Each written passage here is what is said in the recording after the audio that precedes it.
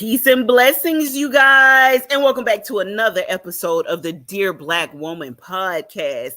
As you know, this is a space where Black women's stories are honored, healing is spoken out loud, and our truth takes center stage. Now, I am again just elated with this series that we're running. And for all of you who don't know, over this next season, all I'm featuring are co-authors from our Dear Black Woman Anthology project. So we are absolutely thrilled to welcome today's co-author, which is one of my great friends, Miss Andrea Angel-Taylor. Now, y'all might recognize her and y'all might know her from, this ain't her first time being on Dear Black Woman.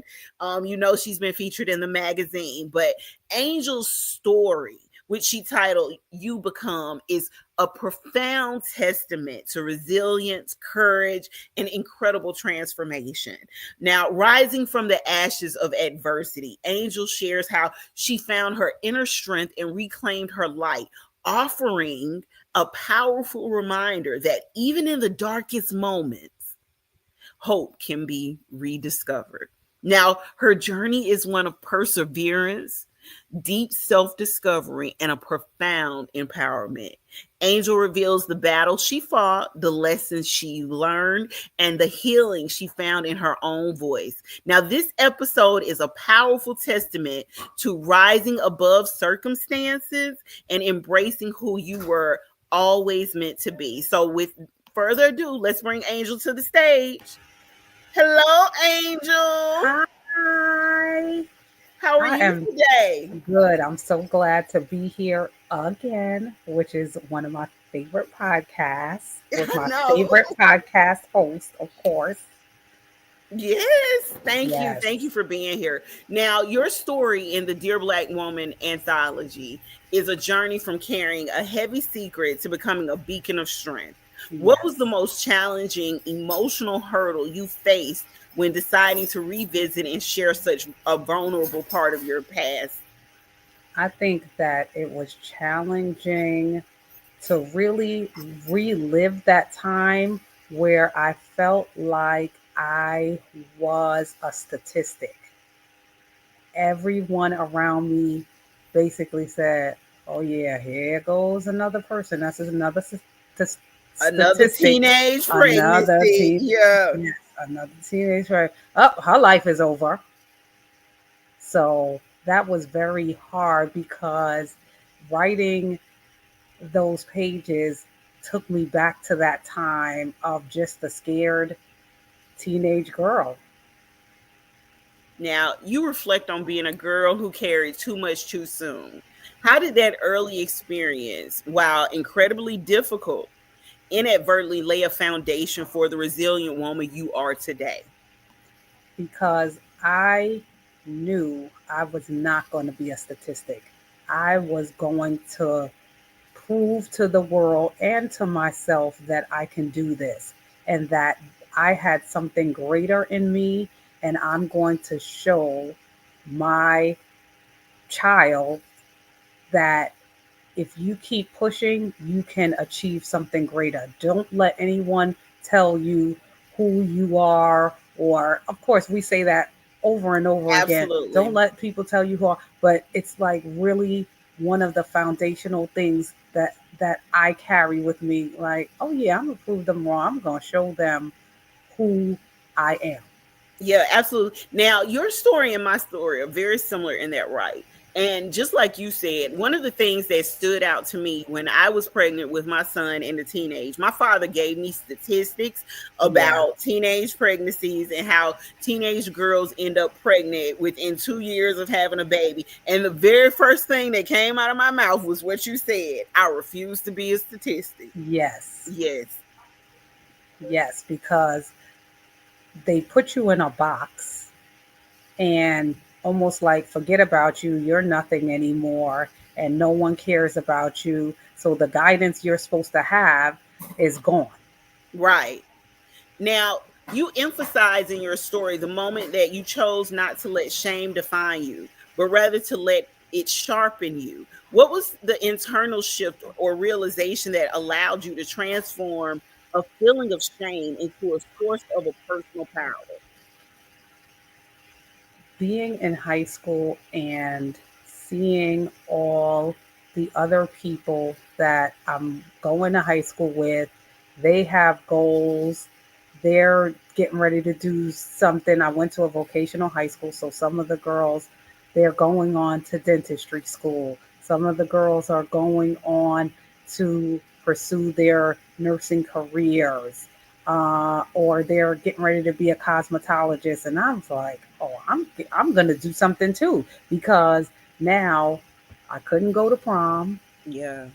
I couldn't do a lot of things because of the situation. So I said the one thing that I know, even though physically or financially I couldn't do some of the things everyone was doing, the one thing I had was my brains. And Yes. I know I was a smart person. So I ended up being top of my class, and I was in the business department, and I ended up landing an opportunity to work at JP Morgan on Wall Street. They Yeah. only chose a few of us. But because I let my brain do the talking, I landed that role. All right. So from your early career on Wall Street to becoming a nurse and now to being the co-owner of Soulful Sounds, you've navigated diverse, demanding environments. What qualities or inner beliefs did you draw upon to consistently excel and leave your mark, even in spaces that weren't built for girls like us? Right.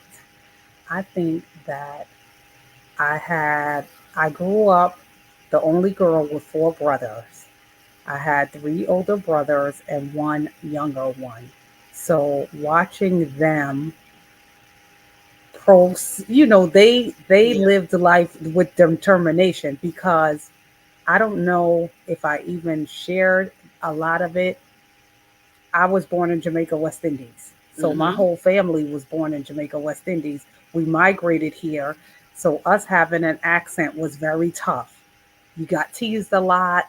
And so we had to overcome a lot. And watching my older brothers go through so much, living in Bedford Stuyvesant, in New York, in Brooklyn, it was tough. Nobody is now. I think people are a little more sensitive than they were back then. So watching them persevere through getting in fights, getting called names, so watching my parents persevere through all the things that they had to go through, that helped me persevere. Now, you went back to school for your BSN. Yes. While balancing work and family, what inner fire fueled your determination to pursue ambitious goals like that, especially when life was demanding so much from you already? I needed more money. That'll I'm be not that is definitely a determining factor Yeah, right there. I'm not even gonna kid, because I went through the whole track of being a nurse's aide. Then I became a CNA, which is a certified nursing assistant. Then I became an LPN, which is a licensed practical nurse. When you are an LPN, you go to the hospital, and you're doing the same thing that the registered nurse does, except you're getting a lower pay, and there are certain things that you're not allowed to do because of guidelines, which is basically a lot of administrative work. And so it's like, okay, I can't sign this one paper, but I did the work. And they're like, yeah, but the nurse came and looked. And it's like, yeah, but I did it, So that saying, all right, well, I have to go and get my BSN, Your so that, BSN so you can yeah, get credit for the work that you did. Yeah. because I already did it. Yeah. So Yeah. why shouldn't I get the money for it? And why shouldn't you get the credit for it either? Right, exactly. Yeah. So, yeah. I got that. Now, You in your part of the anthology, you write about love being your power, your purpose, and your foundation. Yes. How has your understanding and experience of love sort of evolved over throughout your life, especially as you've moved through different chapters personally and professionally? I love love. I love people. Like I just think that the world would be a better place if people chose love over anger, over just anything. And sometimes I can understand that it is hard, but I just love. I love helping people. I love being there for someone. I love being committed, being in a committed relationship, being married. I love being a mom. Like I just love love. And when I started in nursing and then I became a hospice nurse, which is was like the foundation of my career. Oh my God. That just shifted my life and realizing that man, at this time these people are on their way out and this is when they're getting some of the times people said, man, I had to get be this sick to really feel loved. To get the attention and love that I wanted. Yeah. Oh my god, that just really sparked something in me like, oh, that is so sad. Like we should not have to be on our deathbed to feel loved. Yeah, that So is. That's isn't actually, oh my God. isn't that crazy? That's quite disturbing though, Right. too. Right. Because that's saying that so many people go through life without feeling any type of nurturing or love. But you know Exactly. what? That's why we're building this community. That And is why we're building this community. exactly. And this is why one of the reasons why I started Nourish and Flourish Yep. Collective because I want to be make a mark on society and let You them know. literally just Yeah. answered my next question, just so we're clear, okay? Because Okay. that was my next question to you. It was you founded Nourished and Flourish Collective, a Right. nonprofit dedicating to helping others align their mind, body, and soul. Right. What personal realizations led you to create this space for collective wellness and healing? Mainly talking to a lot of women, even though the space is not dedicated to only women, but Hmm. mainly talking to a lot of women and hearing them say all these different things. And a lot of the women are saying the same thing. I'm ashamed to say that I'm inadequate. I'm ashamed to say I didn't know something. I'm ashamed to say I'm struggling with something. And then they don't want to say it because they feel judged. Why? We're all the same. I'm not better than you. You're not better than me. My job might be different. I might make more money or I might make less money. But at the end of the day, you were born, you're going to die. I was born, I'm going to die. Now, What we have to change is what's in between that. I love that. Now, having witnessed your own daughter's journey to becoming a confident, purpose driven CRNA, what does it mean to you to have raised a legacy and raised generations? Like, I feel a sense of accomplishment, I feel a sense of worthiness, and I feel a sense of I am continuing a legacy to let someone know and to let the world know, hey, I wasn't a statistic. I did not fail. So it made me feel like I wasn't a failure. Okay. Now, you also mentioned teaching your sons how to honor women, how to value resilience, how to build, protect, and love. What are some practical ways you've instilled these values in them? It's so silly. Like it's just silly stuff. Like I walk to the car and I'm looking around like, who's one of y'all gonna open the door for me, right? Hmm. Someone's gonna carry my groceries. If I drop something, someone's gonna pick it up. And it's just to me, it's just a form of respect for women to and it's letting them know I got you. I love that. Now, you also state you did not lose your way, you made your way. What does making your way entail when the path isn't clear or necessarily conventional? I think that you have to be vulnerable, which is one of the things that I like helping people with. You have to be vulnerable enough to ask for help. You, Mhm. no matter what we do, we're not a know it all. You don't know everything. There's someone else that knows something else that you don't. And you're not going to be able to get to the next step if you don't ask for help. Now, we just talked about you being born in Jamaica, West Indies, and being raised here in the US. Now, how does the strength of your roots and your bicultural experience influence your identity and your work today? I think one of the things that I love about being Jamaicans, and I think Jamaicans or any third world country, is that they are resilient people. Like, shout out to Jamaica, but they are just resilient people. And sometimes it's almost shameful to say, like, first world problems. And we say that all the time at home, like first world problems.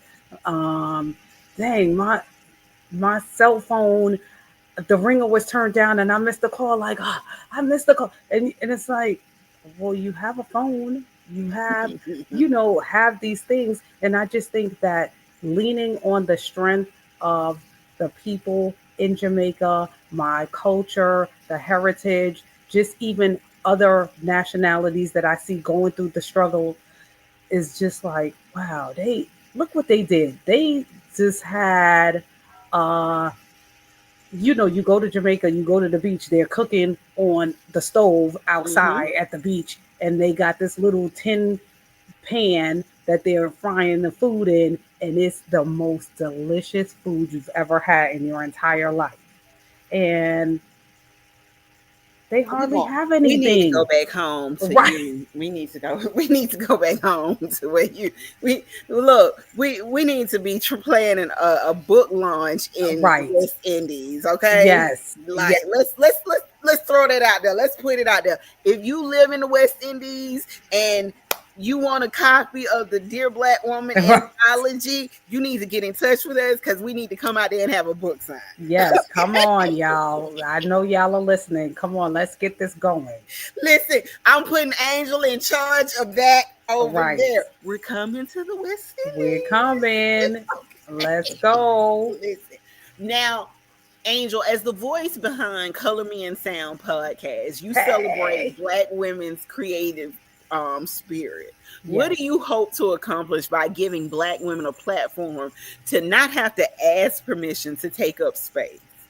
I want them to nourish, then flourish. Okay. And um, because that's the whole thing.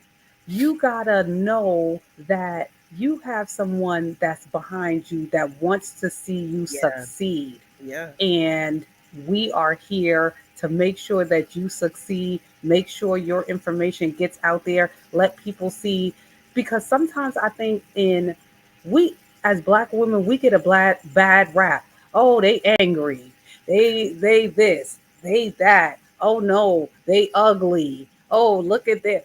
Well, So I just posted something on my TikTok today. mm, There was a speech that Tasha, I can't remember her last name, girl, that was on what the movie Tyler Perry's movie the Daddy's Girl. Her name, oh, okay, no. I can't remember. Tasha Smith. That's her name. Tasha Smith. She's a great actress, producer. She's in a lot of those movies. Well, she gave a speech, and I posted it on my TikTok today where she talked about all of the things that people say about Black women. Oh, you're too loud, you're too aggressive, you're too Okay. bold, you're too this. And she said she wants us as Black women to start taking those same things and turning them around on people when they say you too loud. Then it's just say, hey, that's because more people need to hear me. You're too aggressive. That's just in your opinion. I'm just willing to fight for my own self. So just those things. So I posted that today because I thought that was really poignant and really important, especially in this plight with Black women. It's something that we're always talking about. So Yeah, I have a close friend of mine, Laveda. Hey, shout out to Laveda, hey, who Laveda, I know Laveda. that yes, that's right, you sure do. But Laveda says, use your voice. We Yeah, are not going to be silenced. And yeah. she's like, Lave- no. Laveda told me to use my voice too. Okay, Yeah. yes. Laveda is a speech coach, you guys. So if you in the North Carolina area and you need somebody to push you along, Laveda is up there and she most definitely will give you the inspiration to use your She voice. sure will. And I told her one time, I said, I grew up partially where they're like, oh, you always loud. You always, she said, that's okay. That's you. Be loud and be proud. And I was like, wow, I loved that she told me that.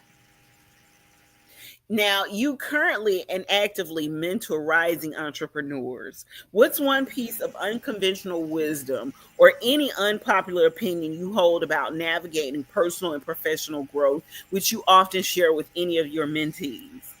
I tell them that you are the prize in your business.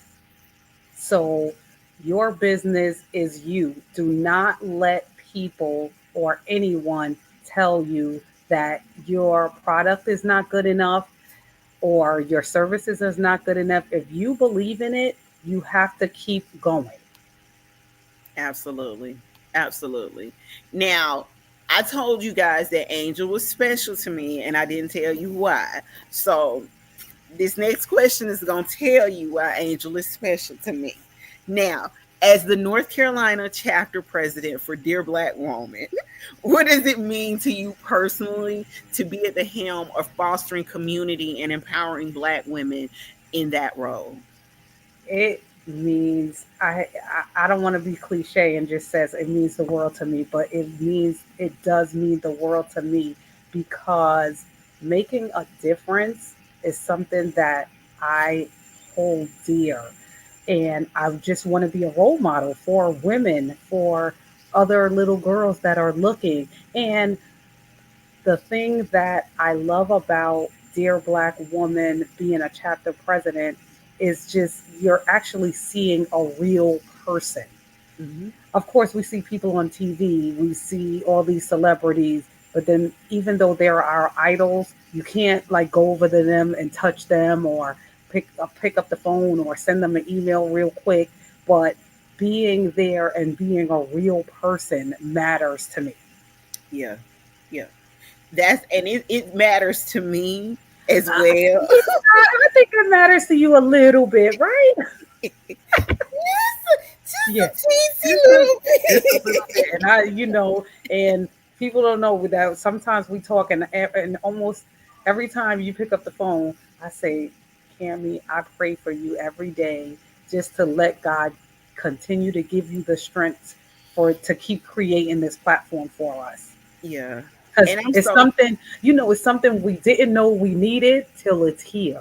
yeah, I know it. And even from the perspective of creating this, we didn't know we needed I didn't know we needed it until it was created. And now it feels like I'm backpedaling, just trying to catch up and make space and make sure that I have everything that we need in order to make sure that this is successful the way that it needs to be. Yeah, and you're doing an incredible, incredible job. And it just took off like, oh shoot, okay. Listen, you ain't gotta tell me. It just Yeah, yeah. I'm still here living it, and it's still just Mm-hmm. taking off. Now, Mm-hmm. this podcast emphasizes that everyone's voices matter and their stories matter, especially Black women. Your healing is possible, and your story is worthy of space. What does that Yes. mean for your journey specifically to be affirmed and celebrated in this way? I am just so thankful to be able to be here, to be a legacy for my family, to be looked at as someone that people want to hear their story. And I also am glad that I'll be able to let someone know that it's possible to get out the trenches, so to speak. Yeah, Yeah. I love that. Yeah, get it out the trenches. Ain't that what we say? Get it out the Yeah. mud. Yes, That's what we all have been get it doing. out the trenches. Yes, And um, one of the biggest things that people need to know is that the bad thing that's happening to you right now is just a moment in time, yes, and this too shall pass. yes. So, if you could have a candid conversation with one historical or even a contemporary black woman who inspires you, who would it be? And what is one question you would ask her about her journey? If I can talk to someone, as soon as you said that question, two people came to mind, which was Who? Oprah and Michelle Obama. Okay, I can see that for you. I can see Yeah, that. those two came to mind, and I think Oprah was um, the first thing because growing up, she was the one that was on TV, right? So it's like, Hmm. wow, you saw her go through all these things, and next thing is like, oh, Oprah's being promoted, Oprah's getting this, Oprah's getting that. So I would love to talk to her about just how was it for her with these struggles that she had to face in Hollywood, being the first black woman really to take over these TV shows, and then Yeah, for Michelle Obama, which is more current, just how was it to be the first black woman being in the White House? I know. And Yeah, how was that for you? So that would be the question that I would just ask both of them. Like, you persevered through that, and I'm sure we don't even know the half of probably what they had to deal with, yeah. being called whatever they were called. Yeah. So, what is one? This is my last question for you. What is one piece of personal wisdom, something that you live by daily, that you hope resonates deeply with other Black women who are striving to rewrite their narrative? One thing I live by daily is that, like I just said, like this too shall pass, because at least once a month or once every 2 weeks or something like that. It's always something. It's just always something. I say that all the time. It's just always something. But Yeah, this too shall pass. yeah, This too shall pass, and you got to take the good with the bad. absolutely. Yes. Absolutely. Well, Angel, I want to say thank you, thank you, thank you Thank you so so much for, much for. first of all, Uh, for being on here, for everything you do for the Dear Black Woman organization, for your support, for your love, for all of that. I appreciate you in so many ways. yes, you are welcome. Thank you so much for having us, for creating this book. This book is gonna blow y'all away. Oh my God, they're not even, y'all not even ready. They don't have no clue. And Yes, like I had Dr. Kim on today, and Dr. Kim said these are her exact words. She's like, Kim, I thought I was just applying for, just a little book, a little publishing, get my name out there or something. She's like, this is going to be huge. She said, you didn't yes, I said, Dr. Kim, I didn't know when I embarked upon this journey how huge all of this was going to be. So I am right. super grateful for all of you all, your support, everything that each of you are doing to support this anthology project. So thank you so much. And again, thank you, y'all. By the way, if you want to hear the Color Me and Sound podcast, all you got to do is go to dearblackwoman.me and go up under podcast, and it's right there. You can also go over to the Dear Black Woman YouTube page and check out the Color Me and Sound podcast. And you can, if you go on the Dear Black Woman website, you can find more about Ye- Angel as well. yes, yes, yes. And one of the things I want to say lastly, we joked about how huge this is going to be. And I said, I can see it being a movie or a play. I'm like, Angela Bassett is going to be playing me. I remember when you said that, you was like, yes, can I request Angela Bassett, please? Yes, to play me. And they're like, yeah, but she's darker. They have makeup. It's okay. They You can make want her her to be lighter. hold on. Angela Bassett, she want to put you in white face so you could play her. in the movie, In okay? the movie. So, but no, Angel, thank you once again. Thank you. Thank you. Now, ladies and gentlemen, thank you so much for listening to another beautiful, beautiful, beautiful episode of the Dear Black Woman podcast. We want to thank Angel again for just sharing her incredible journey of endurance, transformation, and unwavering purpose. Her story is a powerful reminder that every challenge can be a stepping stone to a greater version of ourselves. To every listener, if you've ever felt counted out, remember Angel's words. You counted yourself back in. Your strength is within you, and your capacity to thrive is limitless. Follow the Dear Black Woman podcast wherever you listen to your favorite podcast episodes. Share this episode with someone whose spirit needs to be reignited. And as always, keep walking in your truth. And until next time, stay grounded, stay present, and stay whole.